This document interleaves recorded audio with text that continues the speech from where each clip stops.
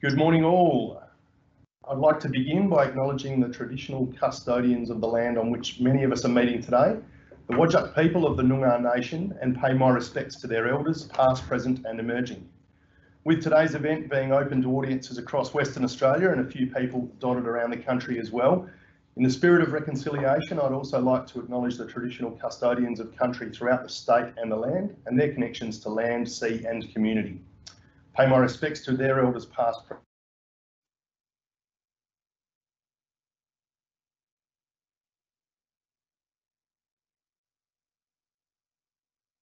party banking at Bankwest, and I'm really pleased to welcome you all here this morning. At Bankwest, we're incredibly proud of our industry community and research partnerships here in Western Australia.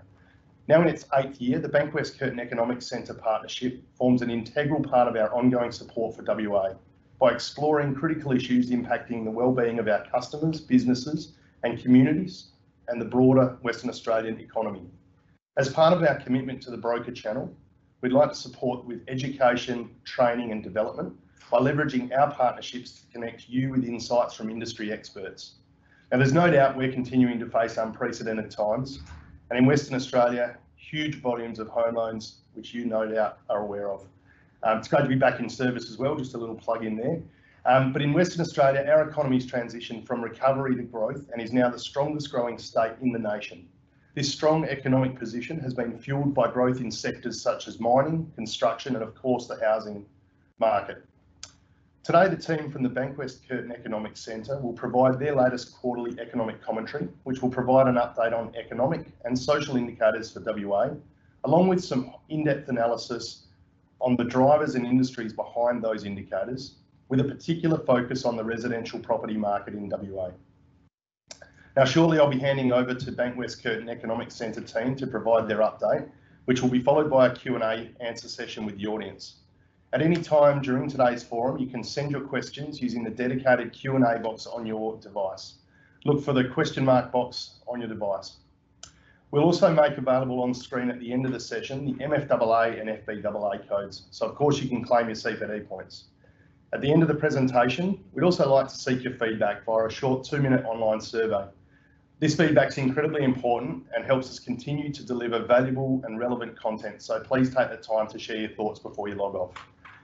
We'll also make the quarterly economic report available on our online broker learning library, which you can access via the Bankwest broker website at bankwest.com.au/brokers. So without further ado, I'd like to introduce our presenters for today's event. Firstly, Professor Alan Duncan, who is the Director of the Bankwest Curtin Economics Centre, or BCEC. Prior to taking up this position in 2012, Alan was Director of the National Centre for Social and Economic Modelling at the University of Canberra. He was previously Head of School and a Professor of Economics at Nottingham School of Economics, University of Nottingham, and has also held positions at the University of York and the Institute for Fiscal Studies. Silvia Salazar is a Research Fellow at Bankwest Curtin Economics Centre. She is an applied microeconometric researcher specialised in time use economics, gender and ethnic inequality, as well as public policy. She obtained her PhD at the Paris School of Economics and has previously held academic and teaching positions at the University of Sorbonne, the University of Paris 13 and the Don Bosco Catholic University.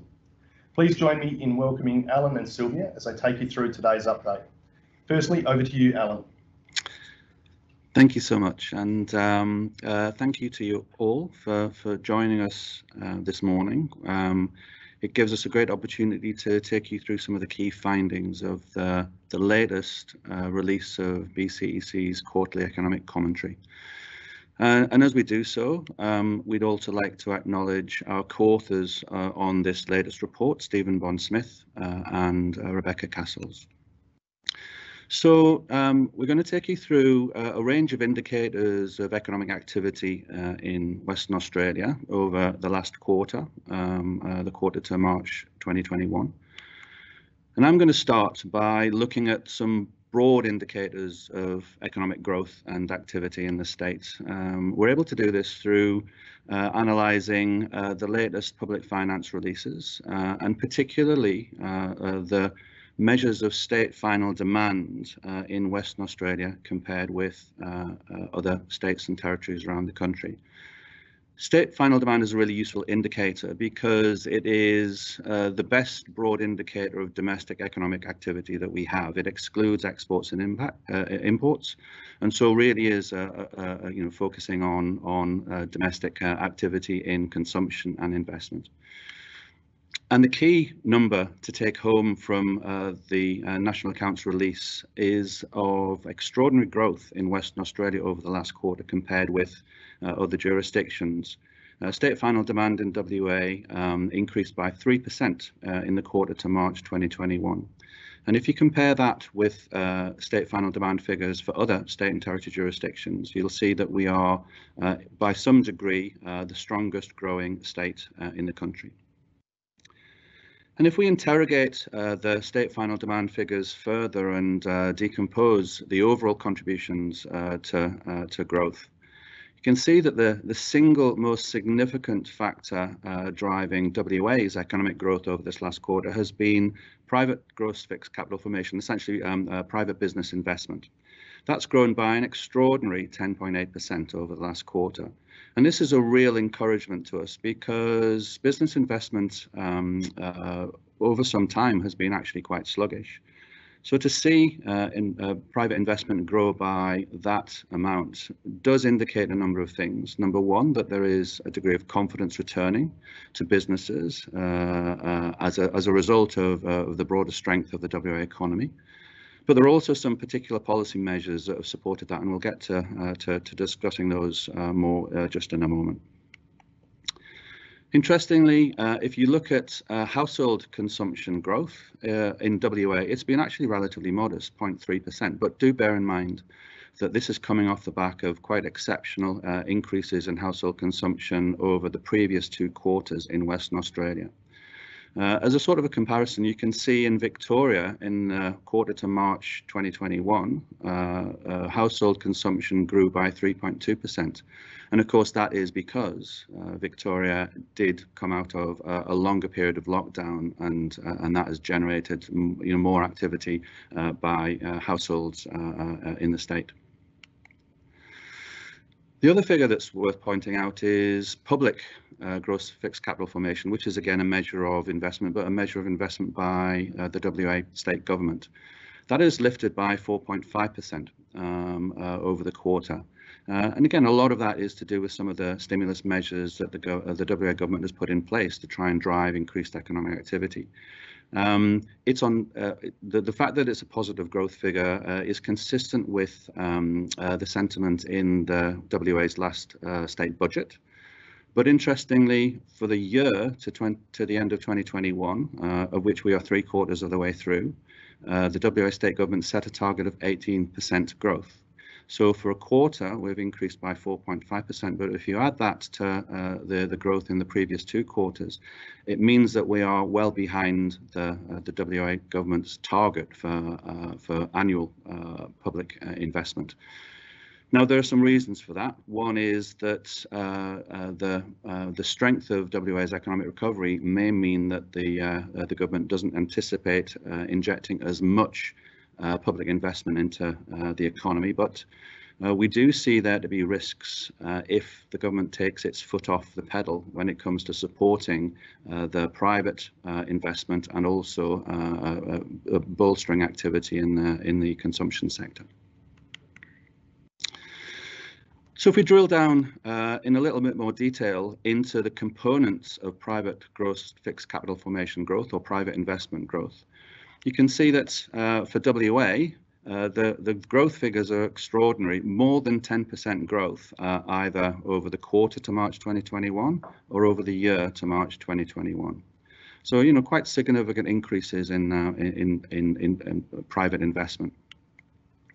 For WA, the public investment figures have grown this latest quarter by 4.5%, as we mentioned earlier, but it is coming off a reduction compared with a year ago. So again, we see that there is some recent activity coming through WA government's investment, but it's really important that that is continued into the middle and to the latter part of this year in order that the recovery momentum that we're building up continues into the future.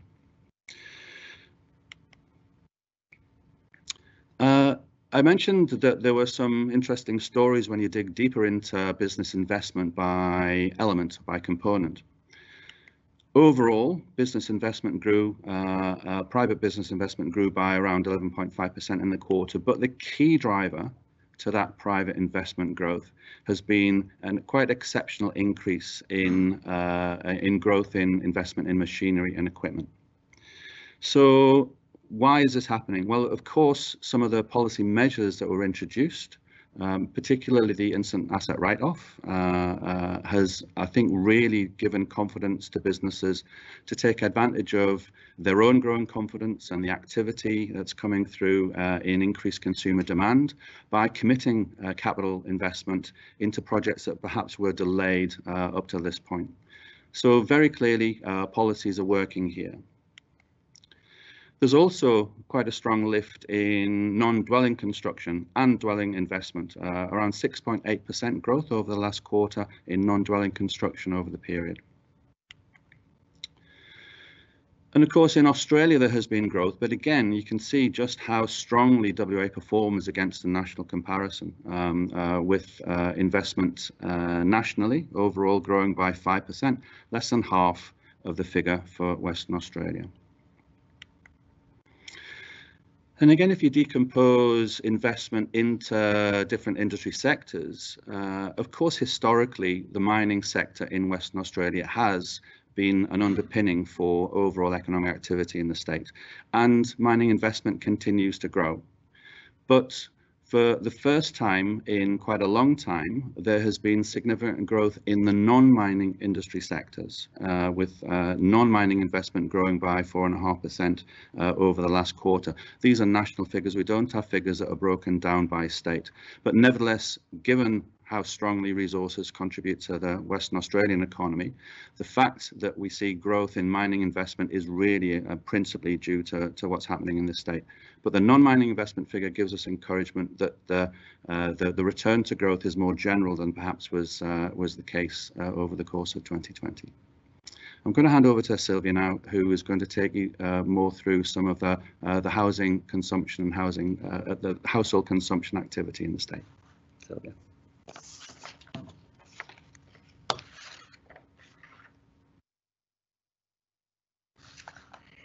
Thank you, Alan. So as Alan has mentioned previously, household consumption has been the engine for growth after the throughout this COVID-19 pandemic. This quarter, it has also continued to grow, albeit more modestly after the strong recovery that happens in September 2020 quarters. So if we look at the run-high side of this slide, we observe that the growth in household consumption over this quarter has been of 0.3%, which is roughly the same as it was in the previous quarter. The $600 electricity credit has been which actually transferred some of the expenditures from the households to the government, has definitely played some role in this quarter's growth results. On a year-on-year basis, here in the blue color, we observed there has been a slight growth, just 0.1%, but this is very encouraging for the WA economy because this is the first time since the beginning of the pandemic that this figure is actually positive. And of course, if we compare that with other states such as Victoria and New South Wales, they haven't been so lucky. So their year-on-year consumption has actually fallen. In Victoria, more than almost 2.3%. So this is quite significant. What has contributed to this consumption increase? So low interest rate has been probably one of the most important contributors. This is because it has eased the burden of mortgage payments, but also the hot housing market has supported household spending as people are more confident to spend. If we look at the breakdown by different categories and items, we observe that, of course, the highest increase this quarter is the electricity, gas, and other fuels. And this is because the electricity credits are being exhausted. So before, household almost did not consume electricity because the government was paying for it. But now household have finished or have exhausted the $600 and are starting to expanding again. So we expect that this increase will continue in the next quarter. Transport services have overall recovered to a degree, just 1.6%, but of course, there has been the highest decline of throughout the years, mostly because the frontiers are, the borders are closed, and people are being unable to spend for airfare tickets abroad. So despite the 5 days SNAP lockdown in WA, hotels, cafes, and restaurants have actually the consumption in hotels, cafes, and restaurants has increased by almost 6%. Nevertheless, this is slightly, the year-on-year growth is slower, is just around 3.4%, negative 3.4%. Expenditure in communications, recreations, culture, as well as education services, insurance and rent have all increased both in the quarter as well as throughout the year. But on the other hand, things like furniture and household equipment, alcoholic beverage and clothing and footwear decreased throughout this quarter, but have seen a very strong increase throughout the years. All of these items have actually grown for more than 8%. And this is probably due to the fact that people are spending more time at home, and they have bought and purchased a lot of household equipment and furniture to feel more comfortable at home, and have continued with those flexible working arrangements. Retail trade. So retail trade has declined in the quarter in the quarter to March by 1.8%, right? This is probably due, as I have said previously, to the 5-day SNAP lockdown that contributed to that fall. And even though this has also been the trend in Australia, so it has declined. In Australia, the retail trade has declined by around 0.5%. WA is the state which has the largest percentage decrease nationally. Of course, and we can see what happened here, right? So if we look at the insert in this graph, we observe that from the month of January to the month of February, there has been a decline of around $153 million in retail trade, and in the month of February, it sits at 0.3 billion, more or less. Then it bounced back by $168 and came back to the previous magnitude of $3.2 billion. So we can see, if we actually decompose this effect, and if we look at the average throughout the 6 months, we observe that, and we can actually quantify what is the cost of the lockdown. And the cost of this lockdown has been of around 170 million. Of course, it has not been the same for all the industries. And if we look at the right-hand side of this graph, we observe that, for instance, clothing is the item that has lost the most, with a decrease of 36%, while other expenditure, like in cafes, restaurants, and takeaway food, did decrease the consumption throughout the month of February, around 34 million, but they largely recovered in the following months. Household goods retailer, as well as department stores, lost more than 20 million during the lockdown, and have not managed to recover that amount of money. Now let's have a look at trade. So as Alan said, the figures we had presented previously, they reflect the state final demands, which do not include exports, right? But we have some slight, some figures about exports, and let me just talk through it to you.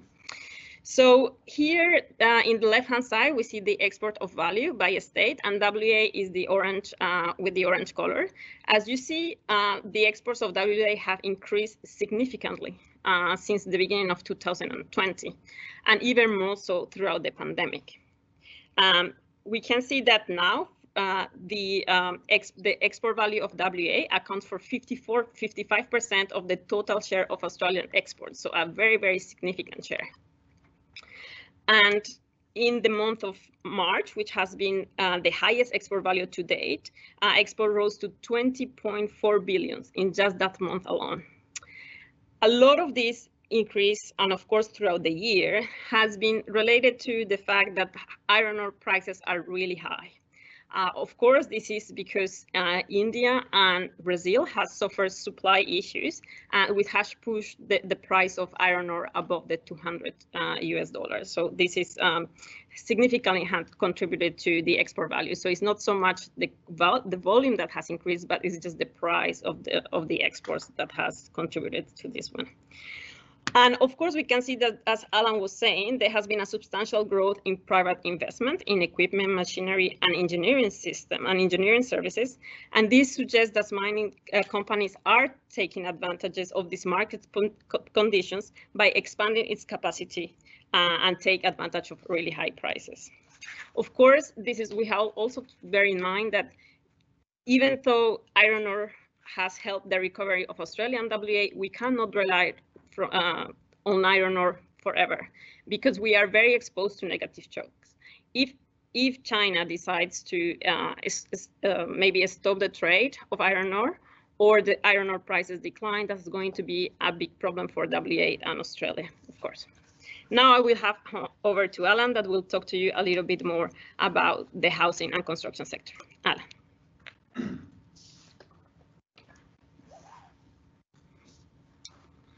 Thanks, Silvia.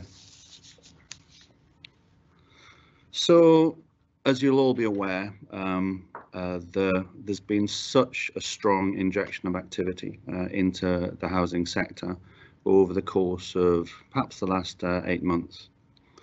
And we're going to take you through some figures that really evidence the strength of that increased activity. Now, this first chart looks at patterns of approvals of new dwellings in Australia and WA. The chart on the left compares the pattern of growth in terms of percentage changes in WA in orange and in Australia in maroon. These are monthly changes, percentage changes in dwelling approvals compared with the same month in the previous year. That strips away elements of seasonality in the monthly figures. And the most important take home here is just the extraordinary growth in dwelling approvals over the first 4 months of data that we have for 2021 compared with the same months in the previous year. In Western Australia, pretty much for the first 4 months, the dwelling approvals rate has increased by more than 120% from January through to April consistently. Between 120% and indeed in February, nearly 150% increase compared with the same month last year.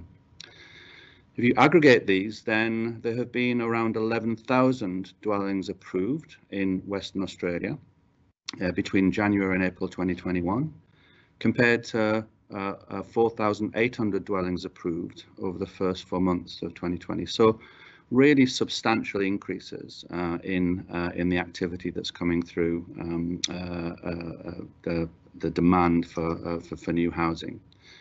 And of course, there are a number of drivers to that. Clearly the stimulus at both state and federal level have had a marked effect. The building bonus and the home builder grant schemes by the state and federal governments respectively have really driven huge increases in the sort of take up of new dwelling opportunities. But of course, it's not the only reason. We've got low interest rates and we have this rising confidence in the economy more broadly. So people are making commitments perhaps to a degree which was not anticipated over the first half of 2020, and certainly as COVID hit. And of course, dwelling approvals translates to new home loan commitments. This chart again compares Western Australia with Australia, and also decomposes the value of new home loan commitments into those sourced by owner-occupiers and those sourced by investors. The two lines record the value of home loan commitments amongst owner-occupiers in Australia in maroon and in Western Australia in orange. And again, you can see just what happened over the course of the latter part of 2020 in particular, and coming into 2021, with pretty much a doubling of the value of home loan commitments coming through. And you can see, if you compare the orange and the maroon lines, that the rate of increase in Western Australia has been far more significant than the comparable rate for Australia nationally. I think one feature of the pattern for Australia, for Western Australia, has been the slight downturn. However, in the last 3 months, we've actually seen a reduction from the high in February of 2021 of home loan commitments over the last 2 months of recorded data up to April of 2021. And we do get a sense that amongst the owner-occupying community, there's been a slight tailing off of the very, very high levels of demand. So some of the heat may be coming out of the owner-occupying sector, but of course we're coming from extraordinary highs. So we're still very, very far above the sort of monthly values of home loan commitments to owner-occupiers that we've seen, pretty much over the last decade. I think another interesting feature of this chart has been the rise in home loan commitments to investors. The two bar charts for Western Australia in blue and for Australia in gold have seen a real uplift in the value of home loan commitments for investment purposes.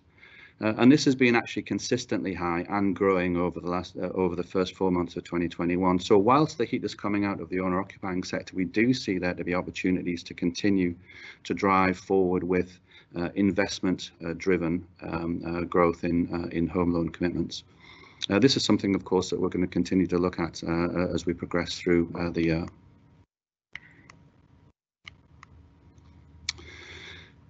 Just to confirm where the increase in activity amongst owner-occupiers is coming from, this chart compares on the left the components of housing finance commitment amongst owner-occupiers, on the right by investors. The gold schedule is the value of home loan commitments for the construction of dwellings. And again, this reiterates the story of the previous slide. There's been extraordinary growth over the latter half of 2020 and up to the first couple of months of 2021 in the value of loans for the construction of dwellings. But you can see there to be a significant tail off over those last 2 months up to April of 2021. So falling from this peak does give us a suggestion that maybe some of that increased demand, extraordinary increase in demand, is tailing off. That's not to say that we're going to be in trouble, because there's still an awful lot of stimulus still in the market, and there's still a lot of demand to be satisfied. And so this growth, I think, augurs very well for the construction sector over to the second half of 2021. It does also create pressures, of course. With such a rise in demand, the construction industry needs to satisfy those demands, and we are seeing a lot of skill shortages coming through in the construction sector, which is something we need to attend fairly closely to. Of course, the restrictions in skilled labour movements across states, they've receded as the situation with COVID has improved, but we still have lockdowns internationally and hard border closures internationally. So there's a limit to the degree of labour mobility that we can expect over the course of 2021 to satisfy this growing demand for property. Of course, with such activity in the housing market, that has to have an impact on prices. And really, what we're seeing in the housing market is a bit of a tale of two tenures. On the left-hand side, we're showing some quarterly figures for the growth in rent CPI released by the Australian Bureau of Statistics. And on the right-hand side, we're seeing the CPI for new dwelling purchases by owner-occupiers. So on in terms of dwelling purchases, CPI has actually lifted in March of 2021 quarter compared with December 2020. CPI is growing at around 2.8% for the residential property. On the left-hand side, however, you can see that whilst there has been some lift in rents, the growth has been more modest. And of course, this is taking us only to the end of the March 2021 quarter, where we saw a 0.7% growth in rental CPI. Now, that's not a true reflection of what's happening to rental prices. We know that up to March of 2021, there are a range of measures in place, rent moratoria, eviction moratoria, which have suppressed the growth in rents. But more recently, we're seeing more significant increases in and upward pressures on rents. There's a bit of a spoiler alert. BCEC will be releasing next week its fourth report in a housing affordability report series, where we actually interrogate data month by month up to and including the second quarter of 2021. And what we've found, looking at those data, is that in dollar terms, the level of the typical or median level of rents in Western Australia has lifted by fully $60 per week. And so we don't expect this suppressed level of growth in CPI for rent to increase into the second quarter. We expect there to be a more substantial increase going forward. And of course, this is coupled with a huge restriction in vacancies. Vacancy rates of less than 1% in rental property in Western Australia. So there is investment coming into the market. There are new properties being built, but there's still a little bit of a lack of synchronization between new properties coming onto the market or being built and the demand for properties amongst renters. And so how this market is going to find a new equilibrium is something I think we'll get more of a picture of when we come to the second quarter of the year. So I'd like to hand over to Silvia now just to take you through some of the labour market signals that we're seeing in Western Australia.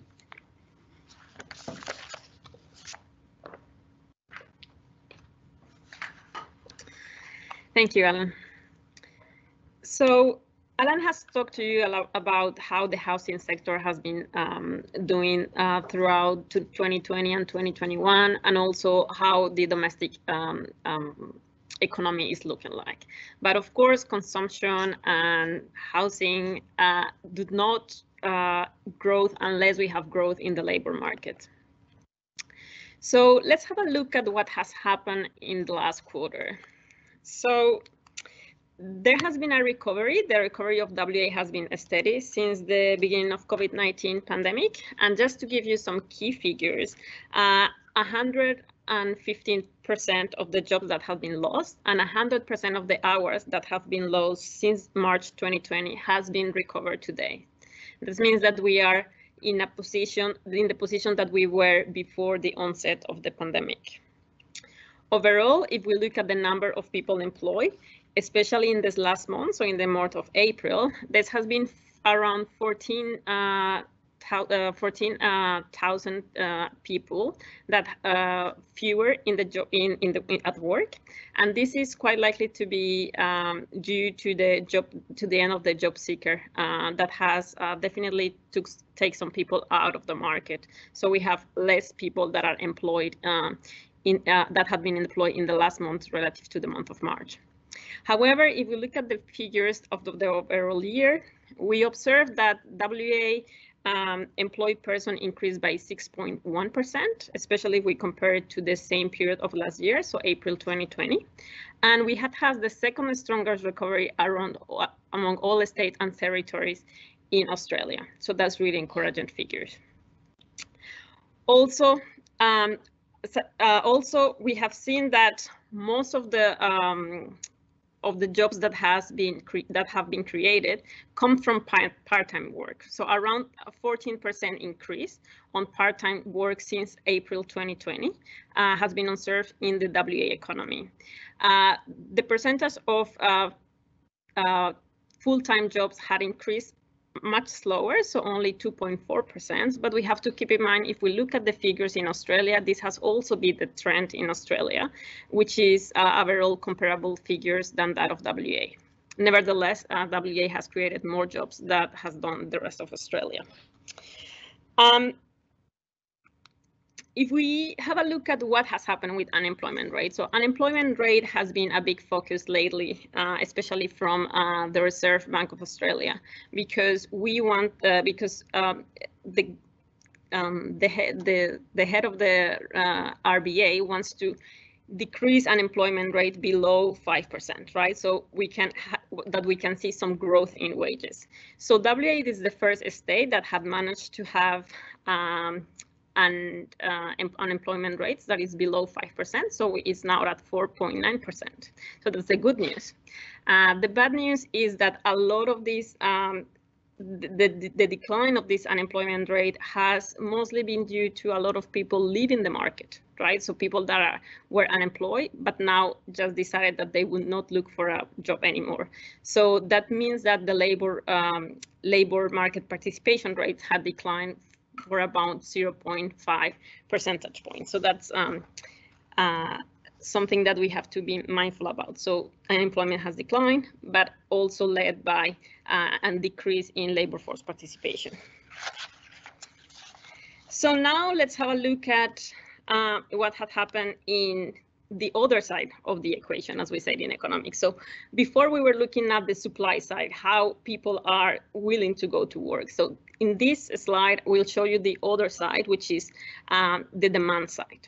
So in the left-hand side, we observe what we call the Internet Vacancy Index. So it tells us how many job advertised has been done throughout the different months, right? So it basically tells you how many jobs have been created, and it can tell you, what is interesting about this index is that can tells you a little bit more about unmet demand, right?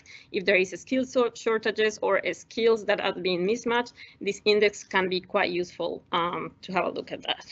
So as we see, of course, at the beginning of the pandemic, everybody was a bit scared of what was going to happen. So the number of job offers declined significantly to the lowest level actually in April 2020, so a year ago. Since then, this index have recovered incredible.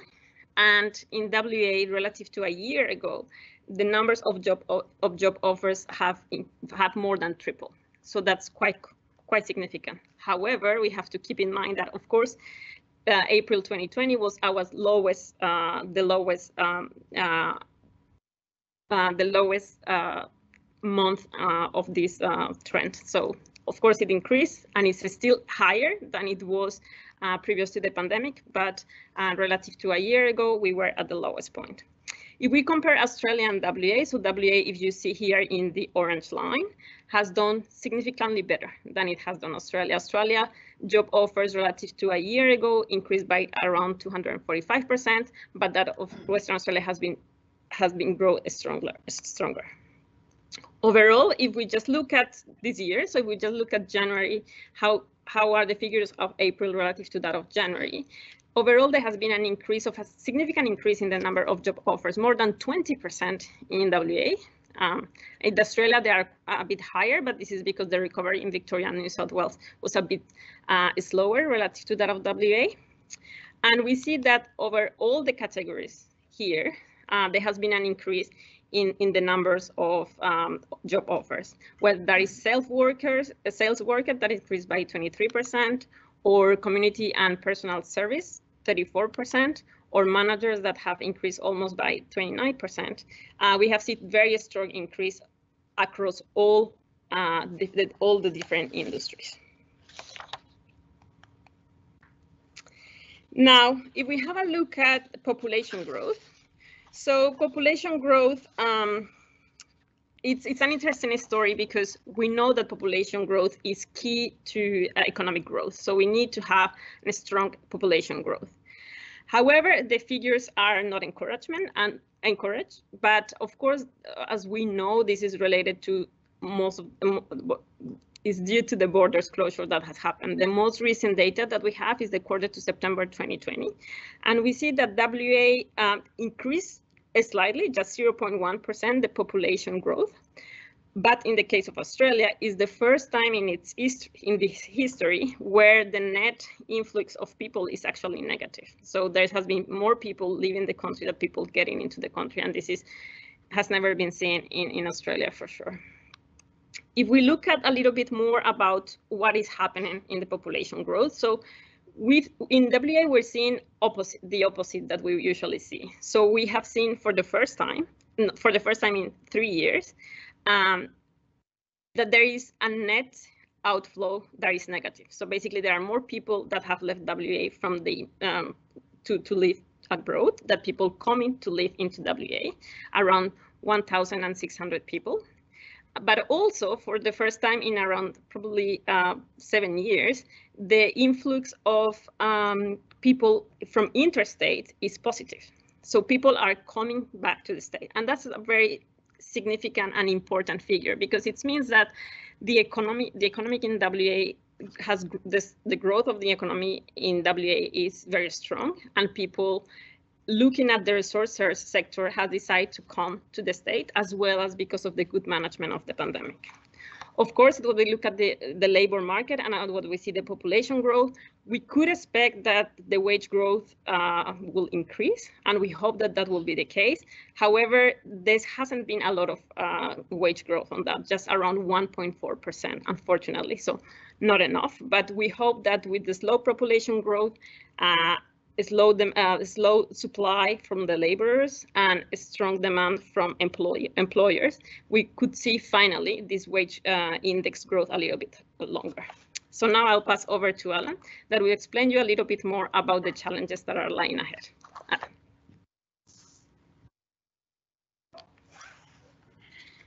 Thanks, Silvia.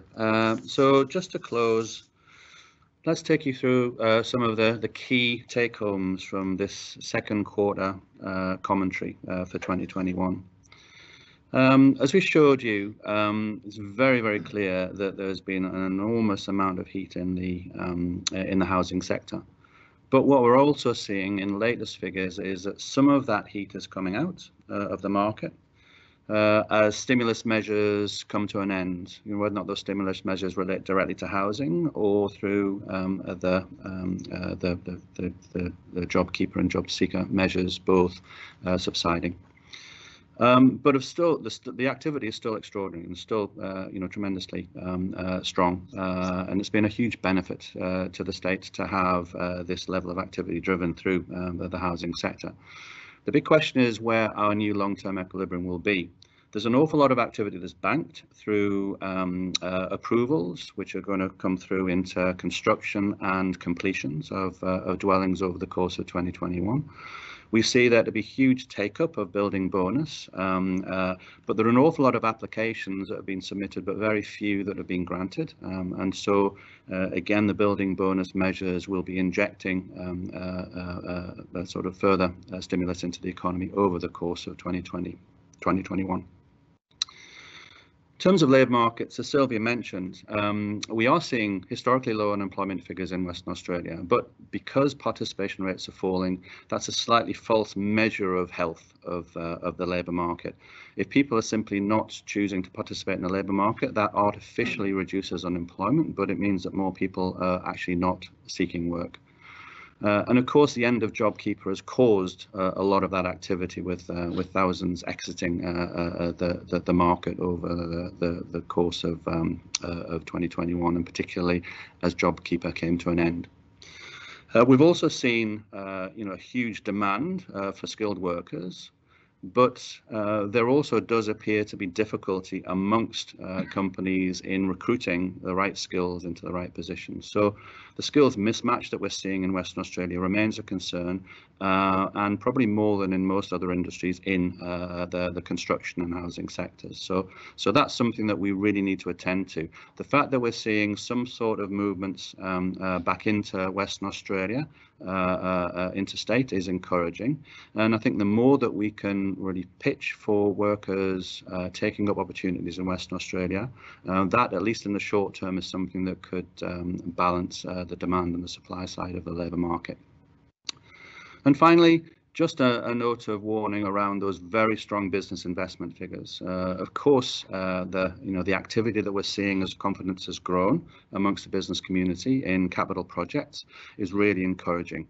But especially given the support through high iron ore prices, we know that that's not going to continue into the future. And so looking to diversify activity beyond resources remains a key imperative for Western Australia. But also it's absolutely critical that the government continues to invest in the economy. The fact that public investment has risen is encouraging, but because we're slightly below target for the year, there's a concern that the government might be taking its foot a bit off the pedal. That's not something that we would encourage, given the fact that there are uncertainties ahead, which could require the government to continue to invest publicly in WA's growing economy. So thank you so much for your attention. We really appreciate it, and we're looking forward to any reactions and questions that you have on these results. Thank you. Thank you very much, Alan and Silvia, for those insights. Some incredibly rich data in the report itself, and thanks for taking us through some of those key points and the drivers relative to WA in particular. There's some interesting points in there, obviously a few little words of caution at the end, which is always worth keeping in mind, but private investment and household spending driving the uplift more than government. I guess the flip side to that is that it does leave some capacity if we do need to increase that spending, so there's potentially some silver lining there rather than having spent everything up front. Non-mining investments growing as well as the mining investment, which I think has long been a challenge for this state. Certainly seems like there's some positives in that. Increased advertising and vacancy rates for all sectors pretty well, and mining probably the lowest in there. I think I saw on that graph, which is interesting in its own right. Where that fulfilment will come from is probably a bit of pent-up demand on migration for sure. And I think the one for us particularly relevant to our industry in the housing market, in the mortgage broking space, is investment sort of purchases back up to pre-2016 levels, and the trend in that last 6 months particularly continuing to be very strong and taking over some of that owner-occupier sort of tailing off, which I think is a real positive for our market and keeps a bit of continued growth in this sector, which is wonderful to see. So on that note, if our audience do have any burning questions, please look for the question mark box on your device. Anything at all, we would love to get your views. And we'll throw over a couple of questions that have come through both on the Teams and prior as well, just to kick us off. There's one here, I think, looking at WA's growth is strong and the future looks really bright, which is great. And given the lack of properties for sale and for rent, is there a reason you see home values in our capital city here in Perth not rising as much as other capital cities around the country? The CPI chart may sort of talk to a slightly different trend there, it seems, but particularly the capital city, we certainly hear a lot of stories about Sydney and Melbourne, particularly driving growth far quicker than Perth itself. Any views there? Look, I mean, I think it's so you and colleagues around the state will know this better than most. The housing market is a complex beast. There are so many actors at play that I just don't think we've found a sort of steady equilibrium, and the consequence of the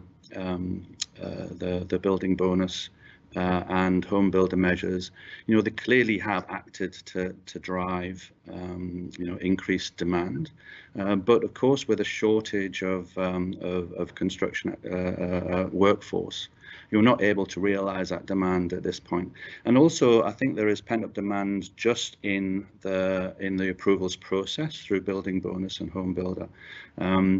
Probably the number of grants through building bonus relative to applications for building bonus, I think they're running at below 10%. There are an awful lot of building bonus applications that are still to be processed. So I just don't see I don't think we're at a point where we can really, with any sort of strong reliance, consider the prices that are coming through in the property sector to be a fair reflection of where the market is going to end up in Western Australia. For us, I think we would see prices, the pressure on prices is going to be really sort of strong and positive over the course of 2021. But I think the second and third quarters of this year, I think will really be a fair reflection of where the new equilibrium price is going to land. Very good insight. Thank you for that. I'm going to skip forward one question just for you, Alan. Dan Buick, thanks for the question. What's your outlook for inflation, and will this influence interest rates anytime soon? I love the interest rate question. Big question, as always. Yeah, interest rates. Look, I think that we are seeing upward pressure on prices. Some of the prior forecasts amongst economics commentators for interest rates were of the level that we currently are sitting at, continuing well, into 2023. But I think more recently, given the sort of energy that's coming through and the lift in economic activity, both on the consumption side and through business activity, I think inevitably that will give rise to some upward pressure on prices. We're already seeing it. And as we mentioned, the rent CPI as an example, the latest ABS measures are a false representation of the upward pressure on prices. And we are seeing in some data from the Real Estate Institute of Western Australia that rents are really significantly rising by, as I mentioned, $55 and $60 per week, whether or not you're looking at the typical sort of rent cost, or even when you look at rents at the lower end of the spectrum. So there's a lot of upward pressure on prices, I think, that we're seeing, and so that is inevitably going to put pressure on the decisions on interest rates. So I mentioned economic forecasters previously. We're not predicting any significant growth until at least 2023, but a number have sought to bring that forward. They're anticipating some growth of at least sort of 25 basis points, perhaps in the first half of 2022. So there are some inflationary pressures. We're also getting to a point where I think wages, as Silvia mentioned, are likely to drive up. The conditions in the labour market are such that that with sort of pressure and latent skills demand, that is inevitably going to bid up wages to a degree, which again would be welcome because we know that rising wages generates more activity. But I think, yeah, there will be a pressure on interest rate setting, and it's likely potentially to be the case that the RBA's their decisions on interest rates might generate a lift earlier than was previously anticipated. Okay, so potentially a bit sooner than first thought. Yeah. And Silvia, just on the wages piece, if you've got any sort of additional views there, I know you brought up a bit of a chart on that demand. Any likelihood of wages growth in WA particularly, or do you see this sort of nationally driven sort of wages growth pressure? Yes, I think wages increases, it's always a tricky one because we've seen gains in productivity for the last maybe 5 years, and we see that wages are not keeping up with the increase in productivity. And I guess now there is also this issue of superannuation, and a lot of economists at least think that some of those superannuation increases will actually be taken out of wages. And if that's the case, then I don't think we will see a wage increase anytime soon. But of course, we will need to have some sort of increase in wages, because this situation, especially now that the CPI is increasing, we need to keep wages above CPI. Otherwise, this will be a significant issue. But if we don't see, I mean, we can expect that this will be the case, right? As I said, there is fewer labor supply, so fewer people here because we can't really bring a lot of immigration at this point. Then we have a lot of supply, a lot of demand from employees, so possibly also impacting the labor market. And overall, these two forces, as well as almost zero population growth, will definitely create some sort of increase in the wages, or at least that's what the economic theory suggests. But as I say, wage growth has been a bit complicated in the last 5 years, and with those increases in superannuation, and if that is actually taken out of wages, I don't think wages may increase quite soon, but hopefully we do, because we need to have policies that help women maybe have wage equality that will increase significantly the wage index and wage growth, and also help those industries where a lot of women work and have wages that are quite relatively flat, such as hospitality and health services. Very good, thank you. Final question comes through the last couple of minutes. We throws to yours again, Silvia, around labour force participation. Is there any specific data around the demographics in those reductions in labour force participation that you talked about? Is it baby boomers transitioning to retirement? Is it people just giving up looking for work, or what do you see as the drivers behind that potentially? Yes, unfortunately, we don't have, maybe Alan knows a little bit better about what are the demographics of it. We cannot know whether there's people that are actually going into retirement. We know that they are not longer looking for a job. So that's how labor participation comes, right? So it's people that have answered to the question, have you actively looked for a job in the last month? If they haven't, so then they are considered as not in the labor force. But we don't know where that is coming from. People transitioning into retiring, or from people that were previously unemployed and just decide to give up the employment search. But it could also come, and as we talk, as I mentioned it earlier, from the end of job seeker, the end of job keeper. So the end of job keeper has caused that a lot of those industries that were surviving thanks to the job keeper are actually now laying off some of their employees, and this labor participation drop may come from that. But I think maybe Alan has some better insights about it. Look, it's a very good question, and as Silvia says, we don't have detailed demographics on those that are leaving the labour market. It's typically not recorded in ABS, and we have to wait for sort of large-scale surveys to give us more intel on that. I think there will be a degree to which people may be bringing forward retirement decisions on the back of some of the difficulties in accessing employment, but I think far more the withdrawal of JobKeeper has put people back onto the market, and I think with the struggles in finding positions, even though there's increased demand, I think there are a lot of frictions in the labour market, and we get the sense that there's maybe some discouragement amongst those that have been released from their sort of previous work.